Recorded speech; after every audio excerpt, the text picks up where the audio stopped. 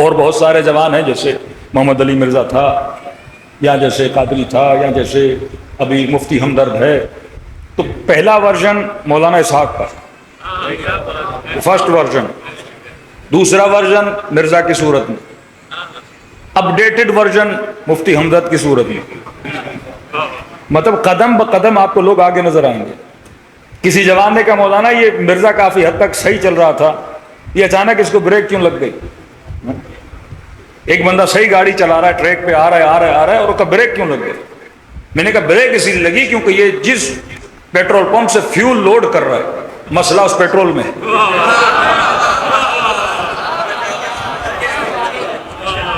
اصل مسئلہ فیول کا ہے کہ شیعہ جس پمپ سے فیول بھرواتے ہیں وہ مکتب اہل بیت کا پمپ ہے. ٹھیک ہے، وہ جہاں سے فیول بھروا رہا ہے وہ ہے مسلم اور بخاری. اب مسلم اور بخاری کی وہ روایتیں جو شیعہ پڑھتے تھے وہ اس کو نظر آئیں تو اس نے صرف اپنی قوم کو بتائیں کہ یہ ظلم ہوا، ممبر سلیم طالب کو سب کیا گیا. پہلے سنی اگر شیعہ بولے تو اہل سنت کہتے تھے شیعہ مولوی ہے تو بولتے ہی جھوٹ ہے، ایسا کچھ بھی نہیں ہے. لیکن جب ان کے اپنوں نے سنایا تو واقعاً آنکھیں کھل گئی جوانوں کی اور کہنے لگے واقعاً کتابوں میں لکھا ہے 70,000 ممبروں سے علی کو سب کیا گیا، واقعاً ہے کتنی توہین کی گئی. وہ ساری باتیں انہوں نے سنائی. اب جو تھا اس نے سنایا. اب اٹک کہاں جاتا ہے؟ اسی بات پہ کہ مسلم میں لکھا ہے، بخاری میں لکھا ہے کہ حاکم فاجر بھی ہو، فاسق بھی ہو، اس کے خلاف قیام نہیں کرنا. فیول وہاں سے لے رہا ہے نا، تو وہاں پہ کیا جاتا ہے؟ اٹک جاتا ہے. اس کا نعرہ کیا ہے کہ نہ میں وہابی نہ میں بابی، مطلب نہ بابوں کو مانتا ہوں نہ وہابیوں کو مانتا ہوں. لیکن دو بابوں کو آج بھی مان رہا ہے، ایک مسلم بابا ایک بخاری بابا. تو یہ کون سی کوئی مہر الہی لگا ہوا ان دو کتابوں پہ کہ جو بھی ہوگا وہ کیا ہوگا؟ صحیح ہوگا. تو ہم نے کہا افراد میں اختلاف ہو تو حق کسے بنایا؟ علی کو بنایا. اب اگر مسلم میں، بخاری میں، احمد حنبل کی کتاب میں یا کسی شیعہ کتاب میں کوئی حدیث آ جاتی ہے اور ان احادیث میں اگر کنٹروڈکشن ہمیں ملتا ہے تو پھر حق و باطل کا پتہ کیسے لگے؟ فرمایا افراد کے لیے معیار علی کو بنا کے جا رہا ہوں، اور احادیث اور کلام میں اگر کسی چیز کو معیار بنا کے جا رہا ہوں وہ قرآن کو بنا کے جا رہا ہوں.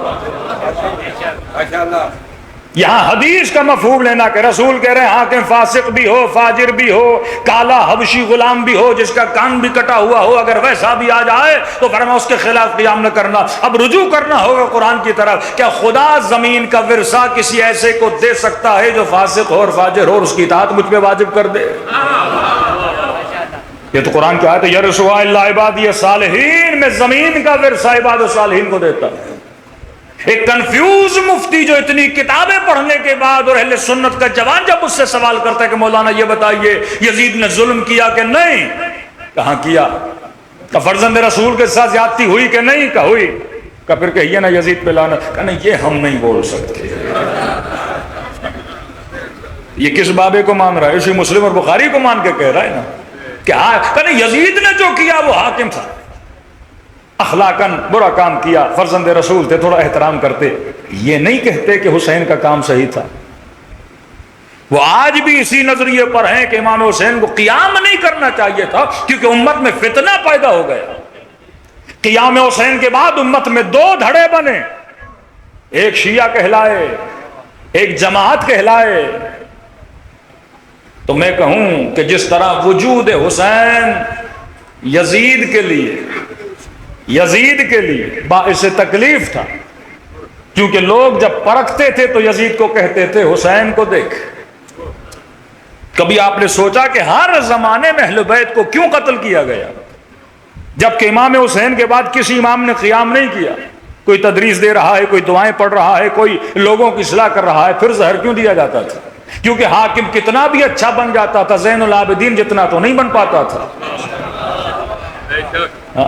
کہ ان کے ذہبی کہتے ہیں افقہ الرجال، پانچویں امام کو فرماتے ہیں پانچویں زمانے میں سب سے افقہ ترین رجل جو تھے وہ محمد ابن علی تھے جو لائق خلافت. لوگ کمپیئر کرتے تھے، علم ہو تو علی جیسا، عدالت ہو تو علی جیسی، عبادت ہو تو زین العابدین جیسی، فیصلے ہوں تو امام جواد جیسے، کمپیئر کرتے تھے. اور شکر